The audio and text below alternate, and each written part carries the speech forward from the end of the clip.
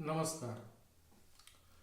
खांसी के लिए तो आपने बहुत सारे मेडिसिन सुने होंगे, लेकिन लिखने से खांसी बढ़ जाता है। इस कंडीशन में होम्योपैथी में एक मेडिसिन है, नाम है सीना। आप होम्योपैथिक फार्मेसी से 30 पावर की दवा ला सकते हैं और उसको आधा कप पानी में 1 ड्रॉप डेली सुबह को खाली पेट में ले सकते हैं। आप देखिएगा, ये जो लिखते समय जो खांसी आ रहा है ये पूरी तरह समाप्त हो जाएगी। होम्योपैथी अपनाएं, स्वस्थ रहें। धन्यवाद।